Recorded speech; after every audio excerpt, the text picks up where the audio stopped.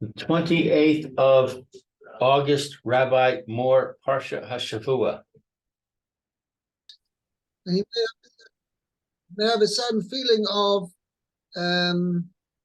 pride and achievement that he's, put his effort in, and look, Baruch Hashem, came out good fruit.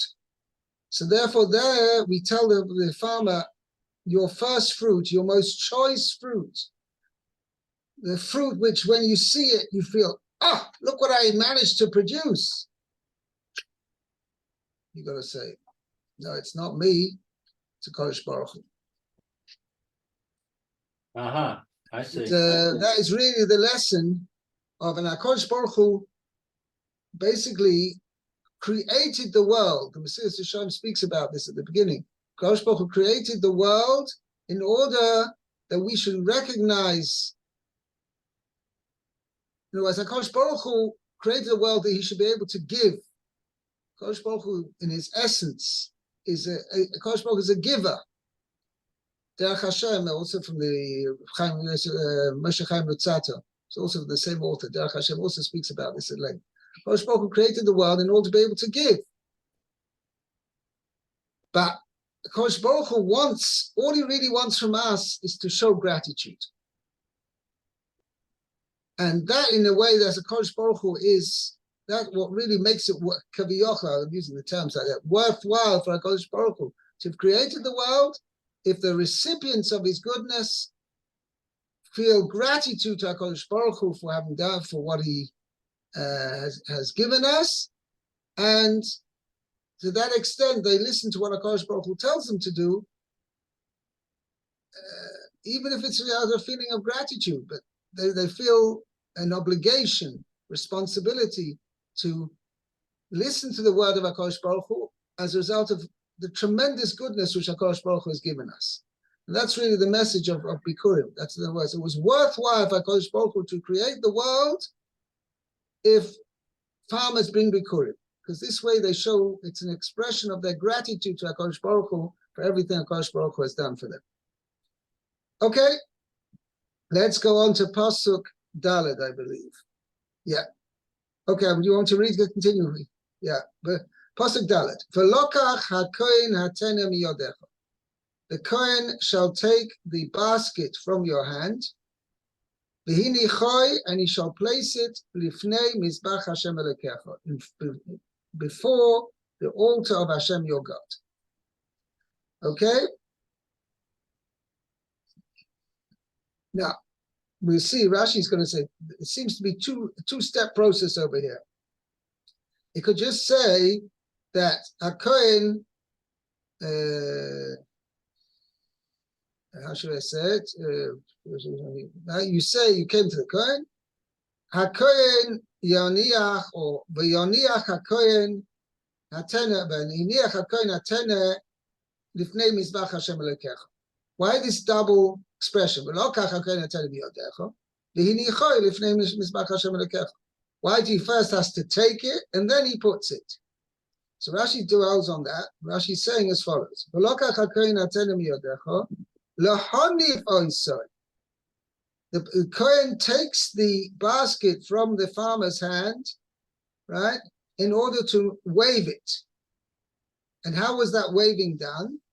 Kohen meneach yodo tachas yad habaylim umeiniv. Now, okay, Kohen places his hand under the hands of the owners and he waves. Now it's interesting. From the lashon of the pasuk over here, you could understand that that means as follows. You take a cup. I'll take an example from this cup which I'm holding. Okay, so you put your hand underneath like this. That's the like this, and the Kohen places his hand underneath the Bailim's hand. So I'm the Bailim. I've got my hand underneath the cup or the basket, and the Kohen puts his hand underneath that like this. However, the Gemara is quite clearly expressing that's not how it was. The thing was as follows: the Israel, or the person bringing the Bikurim, would hold it over here, and the Kohen would hold it underneath like this. So he So doesn't it touch his turns hand. out that the Kohen's hand was beneath the hands of the owner. But both of them actually held on to the basket.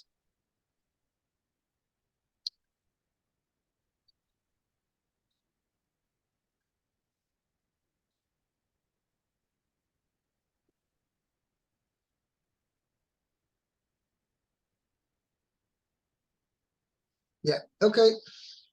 Now, next pasuk.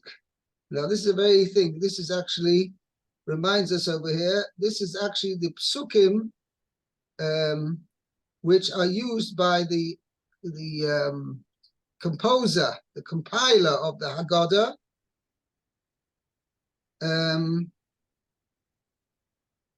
From the compiler of the Haggadah, that this he uses these psukim from Arami Obedavi.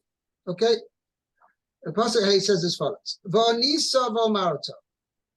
Okay, you shall raise your voice and say. This is how Rashi is going to explain this point. V'onisa in general means to respond. But in this particular case, we have together with Namira, it means to raise one's voice. We will see in Rashi. Okay, anyway, I'll go on it. It says, V'onisa v'omarta, you shall raise your voice and say, Bifnei Hashem Elokecha, before Hashem your God, as follows. Arami Oived Ovi. The Aramean wished to kill, to destroy my father. Vayed Mitzrayma, and he went down to Egypt. Vayogo Sham b'msei ma'at, and he sojourned there with only a few people. Vayisham, and he became there Lagoy Godol, to a great nation, Otsum, powerful, Varov, and how do you say, numerous, proliferous. Okay, let's see Rashi over here. Yeah, Rashi says as follows.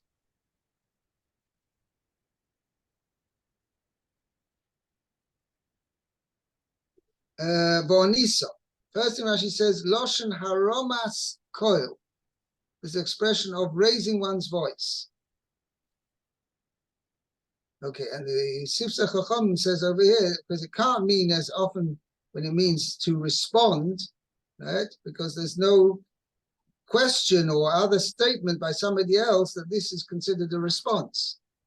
So it can't mean the regular meaning of responding. So Rashi explains that it means to raise, to say in a loud voice, to raise one's voice and then say.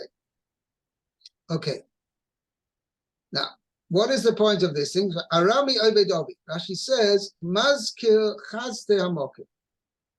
So Rashi really gives you a whole idea, and was the idea of the person who bringing Bikurim making this pronouncement is the idea is that he mentions all the kindnesses which HaKadosh Baruch Hu has done for not just him personally, but for all of Klal Yisrael. So he goes like in a very short history of the entire goes through the entire history of the Jewish people, basically from time of Yaakov till they came to Eretz Yisrael, because we're going to see. Okay, so it starts of Arami Obedov. It says Rashi, Lavon bikesh lako esakoil. Lavan, which is the Aramean, he wanted to uproot everything. Kesharodaf acha Yaakov, when he pursued after Yaakov. As we know that Yaakov stayed with Lavan for 20 years, and then Kosh Baruch Hu told him he should leave ASAP. So, and during those 20 years, Yaakov had suffered tremendously through the, how should you say, the cunning and deception of Lavan, that he deceived him. Said Chazal say that it was 100 times, more than 100 times he deceived him, tried to trick him out of giving him his wages. Okay, but then finally Yaakov got the better of him, and Lavan went away for a few days, and Yaakov took the opportunity and he left with all his family and all his property. He had a tremendous amount of livestock. Okay, now so Rashi says an important point over here. Right, because Lavan intended to do something. Okay, is what the Pasuk calls him Arami Oivedovi, the Aramean who's the destroyer of my father. Now he didn't destroy him, so how can you call him the destroyer? Because he had intended to do so. The Kosh Baruch Hu considered as if he had already done it. Because regarding the nations of the world, Kosh Baruch Hu considers machshava. Interesting. I have on the stomach machshava raw k'maisa. 1 second.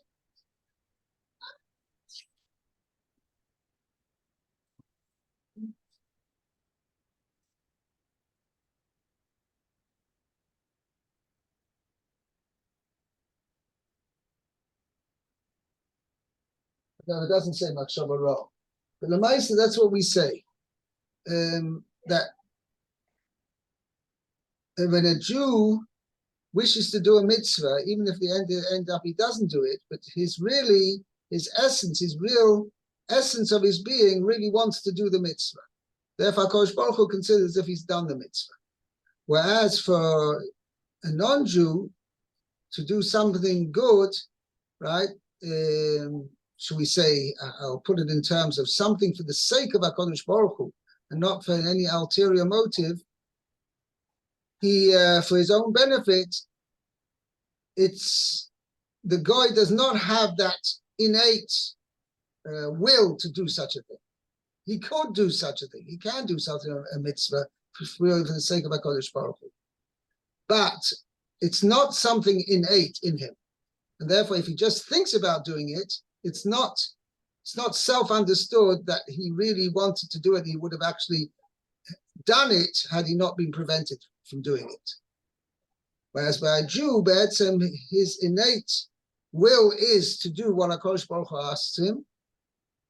And therefore, even if he didn't end up doing it, it's considered as if he has done it. And conversely, as far as doing something evil or something bad, Lavan was innately a bad person. Therefore, even if he only intended to kill Yaakov, it's considered the Torah considers if he had already killed Yaakov. By the way, it's an interesting point. I saw once one of the Mefarshim say that it doesn't say Arami Ovad or Ibeid Ovi. It doesn't use the past tense. It says Arami Oveid Ovi, present tense. And he says a very interesting point. When a person thinks to do something and he does it, once the action is done, that's it. The action is done, it's finished and complete. Whereas somebody intends to do something and he doesn't actually go ahead and do it, then the thought always remains. The thought always remains. And Mela, it's considered like in the present tense. He is, the Aramean is, means his intention is always there. Never, if it had been put into action, then it would have been finished. But since it was never went into action, the thought is always there. The intention is always there. Okay. Now, Vayered Mitzrayim, he went down to Egypt. Okay, now Rashi is presented with a problem over here, which I'll explain to you. I had a very interesting pshat, certainly with regard to the Haggadah. But Rashi's looking, what is the connection between Arami Ovedovi, which means if we look back in history, Yaakov Avinu ran away from Lavan and he went back to Eretz Yisrael. He went back to be with Yitzchak, his father. and it says that he was 77 when he came to Laban's house, and he worked initially for 7 years to marry Rachel, and he ended up marrying Leah. He was 84 years old, and then he again waited a week and he married Rachel, and he worked for another 7 years. So he was 84 when he married Leah and Rachel, and then he worked for another 7 years. That makes him 91, and then he worked for another additional 6 years. So it was 97. He was 97 when he left Laban's house, and it took him 2 years for various, how should we say, stops on the way. It took him 2 years till he got to his father Yitzchak. So he was 99 years old when he got to his father Yitzchak. And when Yaakov Avinu went down to Egypt, he was 130 years old. There was a 31-year gap. So l'chayra, if you read the pasuk as it is, Arami Obedavi, the Aramean wanted to destroy my father. Vayom Mitzrayim, so he went down to Egypt. It seems there's a connection between the two. Rashi points out, no. Rashi wants to say, no, there's no connection. This is all part of the thing. First thing in history was the Jewish Arami Obedavi. Vayered Mitzrayim is the next step. That's what Rashi says. Others came to want to destroy us. After the story with Lavan, then some years later, Vayered Mitzrayim, Yaakov Avinu went down to Egypt. Yorad Yaakov leMitzrayim. Okay, and Bimsei Ma'at, right, means B'shivim Nefesh, with 70 people, 70 souls. By the way, there's the word Mesei. I don't know if you came across it. I mean, it's confused. I don't think anywhere that appears in the first 4 Chumashim, but in Sefer Dvarim, it appears a few times. It's called Ir Mesim, which means people, a city of, some translate as men, some translate as human beings. B'msei ma'ot. It's interesting. I think it's Ibn Ezra who says that Mesei, right? It comes from the word mace, which means somebody who dies. So Mesei means Seimot, with a few people, and the term Mesei means refers to any human being, somebody who is future going to die, a mortal. Okay, why the term is used over here, I don't know, in that connection, but that's what the term Mesim means, refers to human beings, mortals. Okay, the same art with a few people, and Rashi explains who was that? Shivim Nefesh. There were 70 people. When Yaakov Avinu went down to Egypt, he went down with, it was he and his sons and the descendants were all numbered 70 people. I just wanted to add over here that I mentioned before that Vayered Mitzrayim, Rashi seems to learn that they're not connected. It's 2 separate events. However, what I did want to mention is that the Chayra, one can connect the two as follows. The whole exile in Egypt was foretold to Avraham Avinu by the bris ben Absarim, by the bris between the, how should I call it, the covenant between the pieces, where HaKadosh Baruch Hu specially told Avraham Avinu, cut these animals in half and walk through them and we're going to form a covenant. But part of the covenant was that his descendants, Avraham Avinu's descendants, were going to have to go into exile.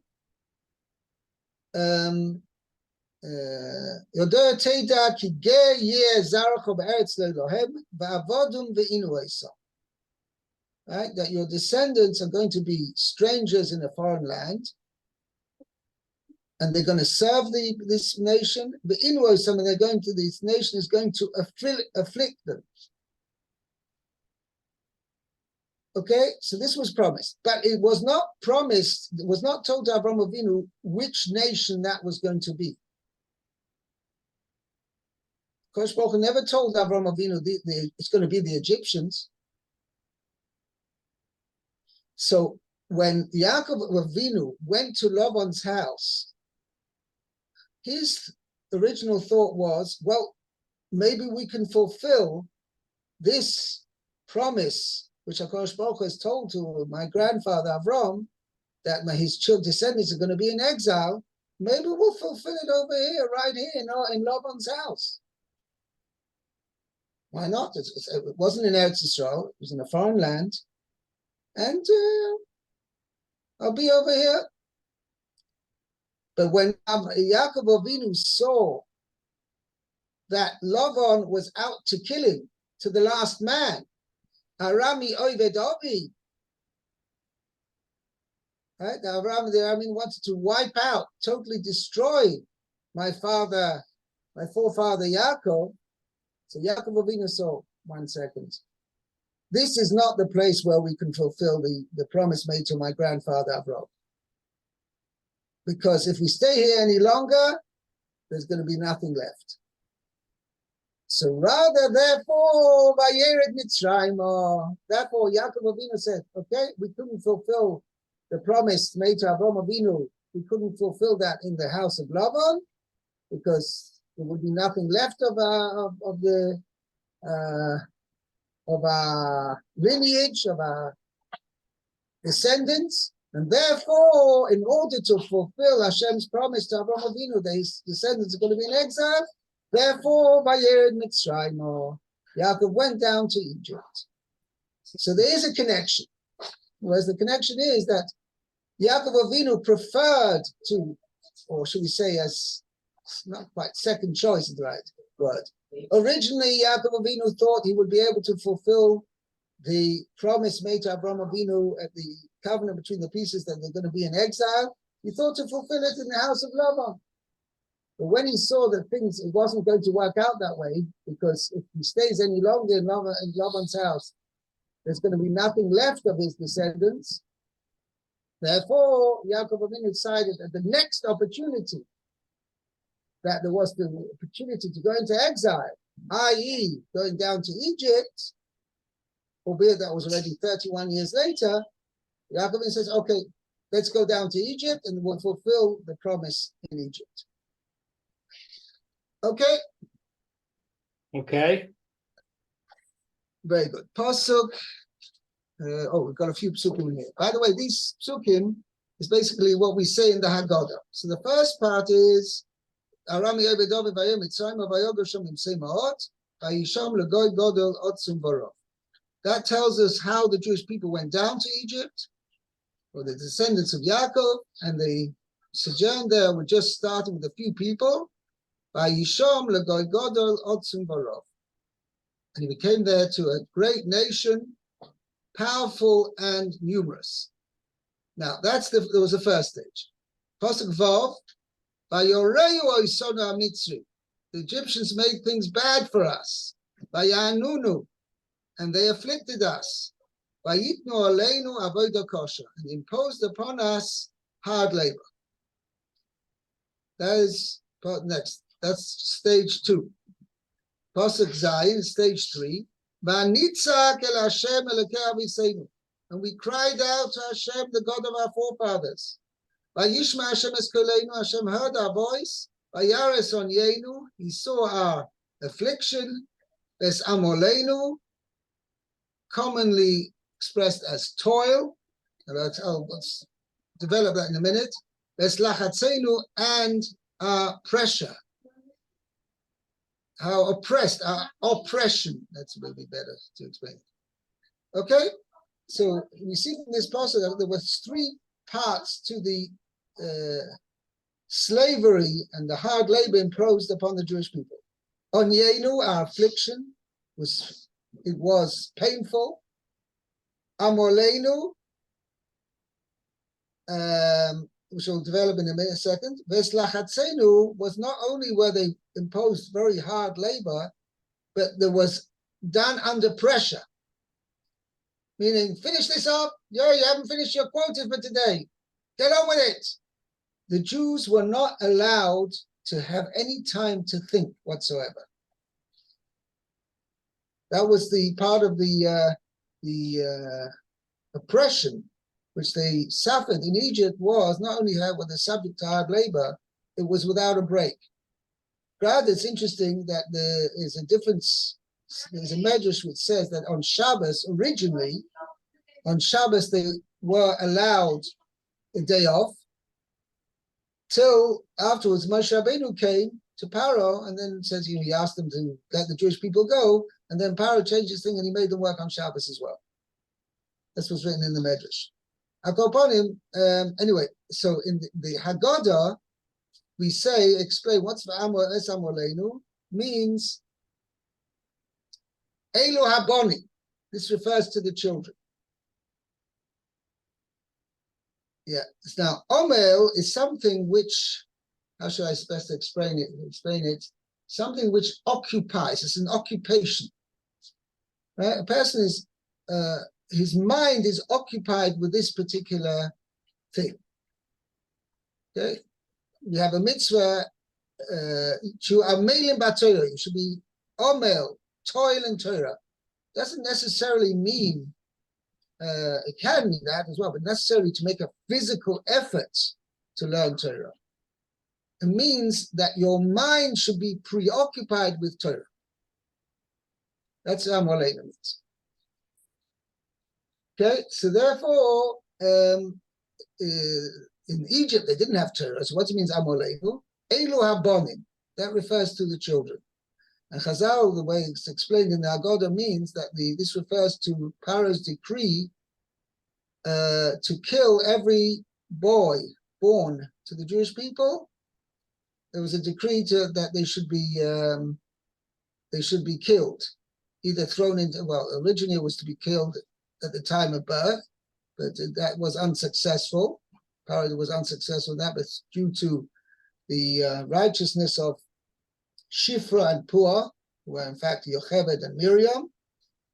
But afterwards, then Paro used his own auspices to kill the boy children. They said every Jewish boy born, he's going to be thrown in the river.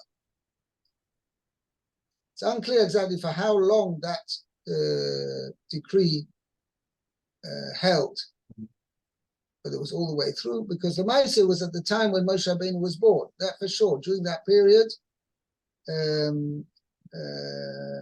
there was a decree that every Jewish boy born was thrown into the river. Anyway, I call upon him. So we see from here, this Amolenu is referring not so much to the slavery and the hard labor, but this decree which Paro imposed upon the Jewish people, that every Jewish boy born is thrown into the river. And the idea behind it is, why is it expressed as Amolenu, preoccupation, is because the Maisa, as much as a person may be occupied in his profession or whatever it may be, but his mind is always on his children. I'm not going to go into it at length, but the Maisa, generally a person, that which is really dear to him, which is his wife and his family, that is always there on his mind. Even though he may not necessarily consciously be thinking about them, but he's certainly subconsciously thinking about them. Okay? Let's do time for one more pasuk. Let's do Vayotzeinu Hashem Mitzrayim. Okay? So we cried out to Hashem, and indeed, Vayotzeinu Hashem Mitzrayim, Hashem took us out of Egypt, B'yod Chazaka, with a powerful force, of Israel Netuya, and with extended, how should I say, Israel? These are all metaphors, referred to Kodesh Baruch Hu, like a strong hand and a how do you call it, stretched out arm. But these are like metaphors to explain the Kodesh Baruch Hu's strong power, Yod Chazaka with a strong power, with Israel Netuya with extended prowess or extended means basically means that HaKadosh Baruch Hu not just used his force, but he was able to, that force, he was able to maintain that force for continued time. Okay, V'moira Gadol, with great wonders, V'oisos, with signs, V'mosim, and with also, it's also Mosim, miraculous wonders. Okay? The Gemara, we see in the Haggadah, it's explained as necessarily referring to the 10 plagues, because that's what we say. Yod Chazaka Zu Shtayim. Zeh Netuya Shtayim. Moira Gadol Shtayim. V'oisos Shtayim. V'mosim Shtayim. Then first to 2 is 5 times 2, comes to 10 plagues. Okay, I think we'll stop now. I see your concentration, Louis, today is not your eye doctor thing certainly knocked you out a bit. Yeah, well, I actually had 2 things this morning. I had a gastroenterology. Oh wow!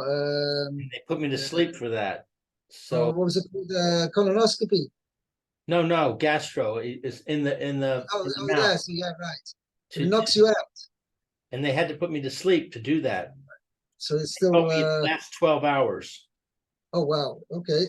And then I went to the eye doctor, and he dilated my eyes. So anyway, the main thing is everything should be well, and tomorrow you should be back to yourself. Bezat Hashem. Amen. Okay, have a great day. Thank you for taking the responsibility for the whole share.